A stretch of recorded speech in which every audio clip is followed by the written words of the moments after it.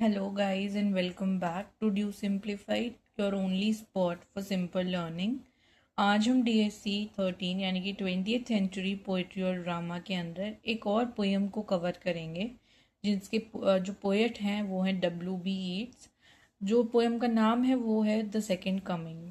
तो सबसे पहले हम इसका इंट्रोडक्शन देखते हैं। इंट्रोडक्शन देखने से पहले एक स्मॉल रिक्वेस्ट है आप लोगों से कि अगर आपको ये वीडियोस हेल्पफुल लगती हैं तो please subscribe to the channel. It is very like supportive और मोटिवेटिंग कि अगर आप सब्सक्राइब करते हैं चैनल को। तो चलिए अब हम शुरू करते हैं अपना इंट्रोडक्शन। विलियम बटलर यीट्स का जो लाइफ स्पैन है वो 1865 से 1939 तक है और वो one of the greatest poets हैं 20th सेंचुरी के और एक लीडिंग फिगर भी हैं मॉडर्निज्म के अंदर। वो एक आयरिश पोएट थे, ड्रामेटिस्ट हैं और नोबेल प्राइज़ विनर थे 1923 के अंदर। उनकी जो पोइट्री है वो कंबाइन करती है माइथोलॉजी को, हिस्ट्री को, पॉलिटिक्स को, मिस्टिसिज्म को एंड सिम्बोलिज्म को। अनलाइक द रोमांटिक पोएट्स जिन्होंने सेलिब्रेट करा है नेचर को, इमेजिनेशन को, यीट्स ने एक्सप्लोर किया है कि कैसे सिविलाइजेशन का डिक्लाइन हो रहा है, वायलेंस और वॉर देखा जाता है, स्पिरिचुअल क्राइसिस है, साइक्लिकल मूवमेंट होता है हिस्ट्री के अंदर और एक सर्च फॉर ऑर्डर एक कियोटिक वर्ल्ड के अंदर। तो ये कुछ चीज़ें हैं जो हम यीट्स की पोएम के अंदर ऑब्जर्व करते हैं। जो सेकेंड कमिंग है वो रिगार्डेड है as one of the finest modernist poems क्योंकि ये रिफ्लेक्ट करता है अनसर्टेनिटी को, फियर को, जिसके बाद जो किसके बाद आया था, फर्स्ट वर्ल्ड वॉर के बाद आया था। एंड फर्स्ट वर्ल्ड वॉर का जो टाइम पीरियड है वो है 1914 टू 1918। अब अगर हम बात करें इसके हिस्टोरिकल बैकग्राउंड की तो जो यीट्स हैं उन्होंने ये पोएम 1919 के अंदर लिखा था, just after first world war, Russian revolution, Irish political violence और जो कोलैप्स हुआ था यूरोपियन स्टेबिलिटी का। मिलियंस ऑफ लोग जो है वो मर गए थे इस वॉर के दौरान। पीपल जो लोग हैं वहाँ के उन्होंने अपना फेथ खो दिया था इन रिलीजन, गवर्नमेंट्स, मोरालिटी और सिविलाइजेशन में। यीट्स बिलीव करते हैं कि जो ह्यूमैनिटी है वो एक कम्प्लीटली न्यू और डेंजरस हिस्टोरिकल फेज में एंटर हो गई थी after the first world war. अब हम देखते हैं कि यीट्स की थ्योरी क्या थी हिस्ट्री को लेकर। यीट्स बिलीव करते थे कि जो हिस्ट्री है वो मूव करती है इन साइकिल्स और वो एक स्ट्रेट लाइन नहीं है। उन्होंने इन साइकिल्स को गेयर्स बोला है। अब गेयर क्या होता है, एक वाइडनिंग स्पाइरल होता है। तो यीट्स के अकॉर्डिंग जो हर सिविलाइजेशन है वो लास्ट करती है फॉर ऑलमोस्ट 2000 ईयर्स। जब एक सिविलाइजेशन उसके एंड पे जाती है तो दूसरी सिविलाइजेशन वहाँ से स्टार्ट हो जाती है। जो एंड होता है वो हमेशा वॉयलेंट और डिस्ट्रक्टिव होता है हर एक साइकिल का। जो पोएम है वो डिस्क्राइब करता है end of the Christian era और वहाँ से बर्थ होता है एक अननोन एज का। अब बात करते हैं कि मीनिंग क्या था इनके टाइटल का, इनकी पोएम के टाइटल का। द सेकेंड कमिंग, ये जो नॉर्मली इसको रेफर करते हैं क्रिश्चियन बिलीफ से, जो जीसस क्राइस्ट हैं वो रिटर्न होंगे एक वहाँ पर पीस को स्टैब्लिश करने के लिए और जस्टिस को स्टैब्लिश करने के लिए।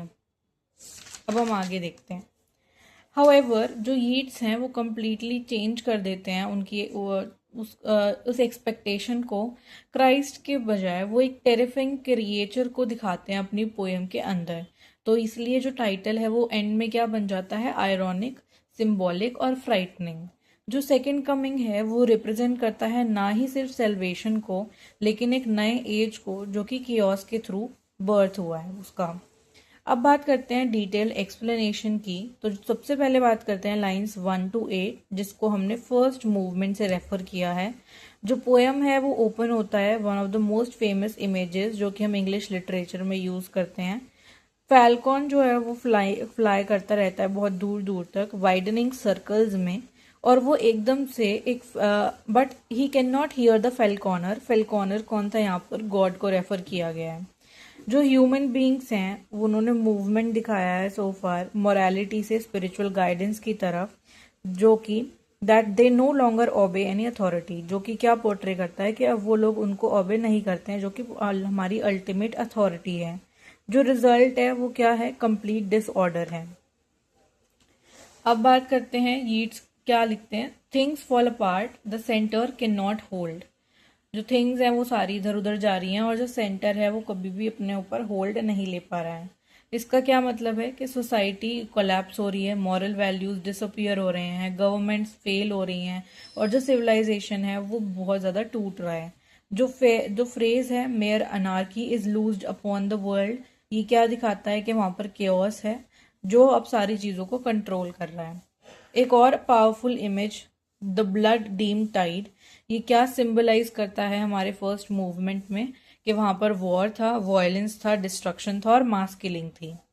The ceremony of innocence is drown, ये सजेस्ट करता है कि जो गुडनेस है, प्योरिटी है और इनोसेंस है वो डिस्ट्रॉय हो चुकी है बाय वायलेंस। अब यहाँ पर ऐसा कोई भी चीज़ नहीं एग्जिस्ट करती। अब बात करते हैं कि स्टैंजा एंड कैसे हुआ था।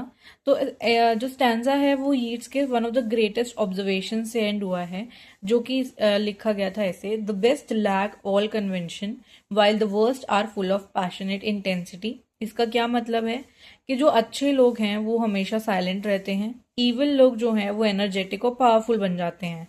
ये लाइन आज के टाइम पर भी काफ़ी ज़्यादा रेलिवेंट है। अब बात करते हैं लाइंस 9 to 14, जो कि सेकेंड मूवमेंट हमने इसको नाम दिया है।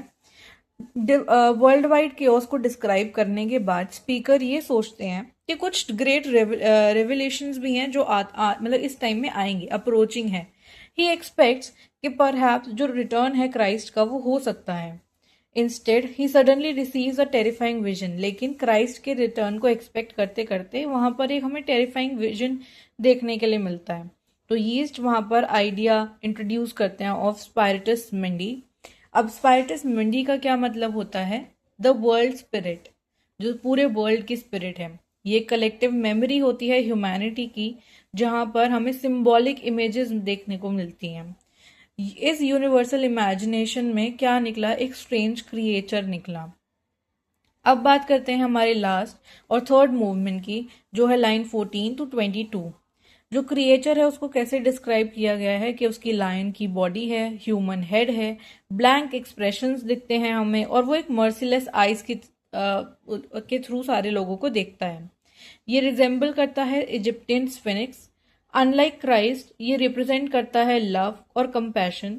जैसे जो क्राइस्ट हैं वो लव और कंपैशन को रिप्रेजेंट करते थे, देयरफॉर यहाँ पर जो बीस्ट है वो उसका ऑपोजिट रिप्रेजेंट करता है, that is cruelty, violence, destruction और पावर विदाउट मर्सी। जहाँ पर हमने देखा कि मर्सीलेस आइज थी, तो यहाँ पर भी वही पॉइंट लिखा है कि वहाँ पर जो पावर हमें इस क्रिएचर के अंदर दिखाई गई है वो विदाउट मर्सी है। The dessert birds fly around it helplessly, darkness return. तो जो डेजर्ट की बर्ड्स हैं वो आजू बाजू वहाँ पर घूमती रहती हैं और वहाँ पर हमें देखने के लिए मिलता है कि जैसे ही क्रिएचर की एंट्री होती है वहाँ पर डार्कनेस वापस से पूरे उसमें आ जाती है। अब हम आगे देखते हैं। Then comes the poems unforgettable ending. तो यहाँ पर पोएम की एक बहुत ही अनफॉरगेटेबल एंडिंग होती है, बहुत ही मेजर एंडिंग होती है। वो क्या है? What rough beast it's hour come round at last, slouches towards Bethlehem to be born. अब बेथलहेम क्या है? बर्थ प्लेस है क्राइस्ट का। तो ये जो बर्थ प्लेस है वो एक टेरिफाइंग न्यू सिविलाइजेशन बन जाता है इन दिस पोएम। एंडिंग जो है वो डेलिबरेटली बहुत ज़्यादा मिस्टीरियस है। ये कभी भी नहीं बताते हैं कि वो जो बीस्ट का इन्होंने जिक्र किया है, बीस्ट को जो दिखाया है वो क्या, उसका एक्चुअल मीनिंग क्या होता है। It symbolises whatever violent force will dominate the coming age. वो सिर्फ ये बताते हैं कि जो भी आने वाले एज में वायलेंट इन्फोर्स होगी वो उस बीस्ट को सिंबलाइज करेगी। अब बात करते हैं इस पोएम के कुछ मेजर थीम्स की। तो सबसे पहली जो थीम है वो है केओस और डिसऑर्डर। ये इस पोएम की सेंट्रल थीम है। जो पोएम है वो प्रेजेंट करती है वर्ल्ड को जहाँ पर गवर्नमेंट फेल हुई है, मोरालिटी कोलैप्स हुई है, वायलेंस स्प्रेड हुआ है और सिविलाइजेशन ने अपना बैलेंस खो दिया है। अब अगर हम बात करें आगे की थीम की, फर्स्ट ऑफ ऑल देख लेते हैं कि इसी थीम की जो बहुत ही फेमस लाइन है वो क्या है। Things fall apart summarises this idea. ये हमने अभी पीछे समरी में भी पढ़ा था कि थिंग्स फॉल अपार्ट वाली लाइन तो वही है कि वहां पर क्योस और डिसऑर्डर को पोर्ट्रे किया जा रहा है। अब हम बात करते हैं सेकेंड हमारे थीम की, जो है एंड ऑफ सिविलाइजेशन। ये बिलीव करते हैं कि एक हिस्टोरिकल एरा जो है वो एंड हो रहा था इनकी पोएम के अंदर। तो जो क्रिश्चियन सिविलाइजेशन है वो लास्ट करी नियरली 2000 ईयर्स और अब वो कोलैप्स हो रही थी। एक न्यू सिविलाइजेशन उसकी जगह उसको रिप्लेस करने आने वाली थी। Third theme is violence. जो पोएम है वो फिल्ड है विद वॉयलेंट इमेजरी जैसे blood, anarchy, rough beast, desert और डार्कनेस। जो वॉयलेंस है वो फोर्स बन जाता है हिस्ट्री को शेप करने के लिए। अब हम नेक्स्ट थीम देखते हैं, गुड वर्सेस इविल। जो गुड पीपल हैं वो हमेशा पैसिव रहते हैं इस पोएम के अंदर, बैड पीपल को पावर मिलती है। तो ये जो रिवर्सल है वो क्रिएट करता है एक सोशल कोलैप्स इस पोएम के अंदर। अब हम बात करते हैं फिफ्थ थीम की, जो है मॉडर्निस्ट एंजाइटी। इस पोएम के अंदर मॉडर्निस्ट फियर्स को पोर्ट्रे किया गया है, जैसे uncertainty, loss of faith, fragmentation, spiritual emptiness और एक कोलैप्स हुआ था ट्रेडिशनल वैल्यूज का। उसके बाद हम बात करते हैं history as cyclical. History repeat करती है अपने आप को, हर एक सिविलाइजेशन का राइज होता है, फॉल होता है, एक और जो सिविलाइजेशन है वो उसकी जगह रिप्लेस करती है उसको। ये यीट्स की फिलॉसफी है फॉर हिस्ट्री। अब हम बात करते हैं कुछ इंपॉर्टेंट सिंबल्स की इस पोएम के अंदर। तो फैल्कन वो ह्यूमन सिविलाइजेशन को पोर्ट्रे करता है, फैल्कोनर गॉड, ऑर्डर या अथॉरिटी को, gyre is the cycle of history, centre stability, morality और सिविलाइजेशन लेके आता है, blood dim tide means war and destruction, हर जगह वॉर हो रहा था, डिस्ट्रक्शन हो रही थी, spiritus mundi is universal memory of humanity, rough beast की बात अगर हम करें तो वो सिंबलाइज करता है न्यू वायलेंट सिविलाइजेशन को जो कि क्रिश्चियनिटी की जगह आ रही थी, and Bethlehem is beginning of a new historical age. अब लास्टली हम बात करते हैं कि क्या क्या इमेजेस यहाँ पर यूज हुई हैं। तो जो यीट्स हैं वो बहुत ही विविड इमेजरी यूज करते हैं थ्रू आउट हिज पोएम। तो सबसे पहले हम देखते हैं visual imagery, widening gyre, desert, lion body, human head, moving beast, ये सब क्या है, ये वॉयलेंट इमेजरीज हैं। उसके बाद करते हैं ये विजुअल इमेजरीज थी, it was a slip of tongue. तो ये विजुअल इमेजरी थी और यहाँ पर अब बात करेंगे वॉयलेंट इमेजरी की। तो वहां पर हमने देखा ब्लड, ड्राउनिंग, इनोसेंस और एनार्की। उसके बाद एपोलोकैलिप्टिक इमेजरी होती है, वहां पर जो इंटायर पोएम है वो रिजेंबल करती है towards the end of the world. तो ये हमारी इमेजरी की बात थी। अब देखते हैं कि कौन कौन सी लिटरेरी डिवाइसेस यहाँ पर यूज हुई हैं। तो सबसे पहले सिंबॉलिज्म यूज हुआ था, मेटाफोर यूज हुआ था, अल्यूजन यूज हुआ था, बिब्लिकल रेफरेंसेस मतलब है इसका, फिर आयरनी, पर्सोनिफिकेशन, रेपिटेशन, क्योंकि पोएम में हर जगह श्योरली बार बार आ रहा था तो रेपिटेशन हमारा यहाँ पे लिटरेरी डिवाइस है, और कंट्रास्ट यूज हुआ है इस पोएम के अंदर। अब लास्टली हम देख लेते हैं कि इस पोएम की टोन क्या थी। तो जो टोन है वो ग्रेजुअली चेंज हो रही थी। सबसे पहले बिगनिंग की अगर हम बात करें तो वो डिस्टर्ब्ड और फियरफुल थी, उसके बाद मिडल में जाके वो प्रॉफिटिक और मिस्टीरियस हो गई, और लास्ट में टुवर्ड्स द एंडिंग वो बहुत ज़्यादा टेरिफाइंग, पेसिमिस्टिक और अनसर्टेन थी। तो ये थी हमारी पोएम की tone. So this poem is completed from my and. अगर आप लोगों को कोई भी डाउट, कोई भी क्वेरी होती है तो आप कमेंट सेक्शन में पूछ सकते हैं, and I will help you out through it. So yeah, do not forget to like, share and subscribe to the channel. Bye bye till the next video.